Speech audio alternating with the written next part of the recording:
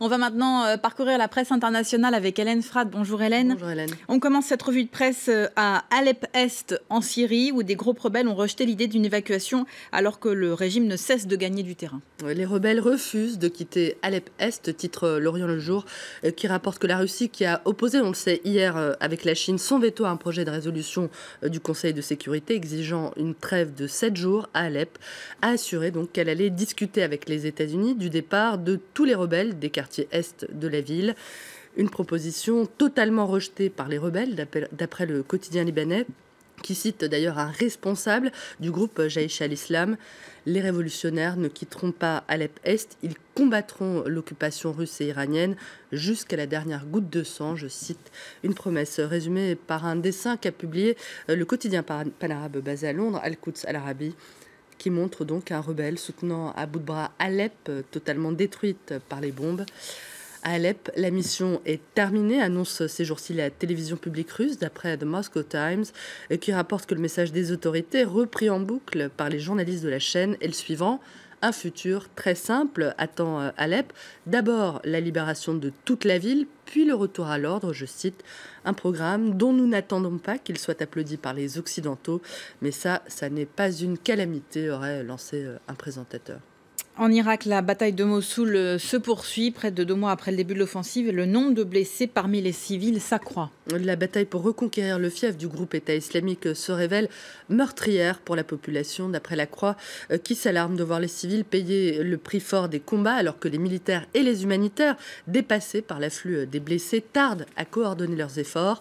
Le journal raconte aussi les blessures invisibles dont souffrent des milliers d'habitants après 2 ans passés sous la coupe des djihadistes. Dans les camps qui les accueillent, la Croix a rencontré des enfants qui bégayent à cause des explosions, d'autres qui pleurent à la vue du moindre uniforme et des anciens qui se mettent à sangloter à la seule évocation de leur maison. Les reverront-ils un jour? Les combats, annonce le journal, risquent de se poursuivre pour une durée indéterminée, je cite. Près de 14 ans après le début de l'intervention américaine en Irak, les Irakiens, on l'entend, subissent toujours un conflit dont personne n'entrevoit le terme. Après Bush, après Obama, Donald Trump parviendra-t-il à mettre fin à la guerre? Le journal qatari Al-Arab, on va le voir, laisse, semble-t-il, la question en suspens. Donald Trump, qui s'est engagé dans une passe d'armes avec la Chine, Pékin n'a pas apprécié que le futur président s'entretienne au téléphone avec la dirigeante taïwanaise. Ce coup de fil échangé vendredi dernier rompt avec 40 ans de diplomatie américaine et crée un précédent, d'après The Taipei Times, qui rappelle que les États-Unis ont toujours soutenu, jusque-là du moins, la politique d'une seule Chine, pardonnez-moi.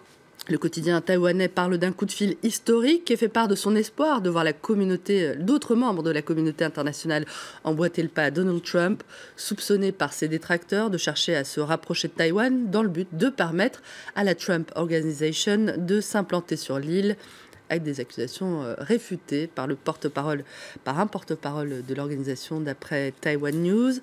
Quel est réellement le but recherché par le président élu, qui a en outre critiqué, on le sait, les décisions économiques et militaires de la Chine lorsque Pékin s'est effectivement ému de son appel à Taïwan?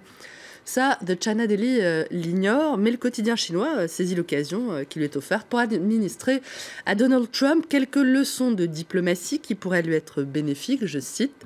Pour cesser d'agir comme le néophyte qu'il est dans le domaine diplomatique, le prochain président américain a besoin d'aide pour s'adapter à son prochain changement de rôle, où il risque de créer des problèmes coûteux pour son pays et de se retrouver obligé de slalomer entre les incendies qu'il aura allumés avec ses fanfaronnades, je cite. Voilà pour cette revue de presse. Merci Hélène.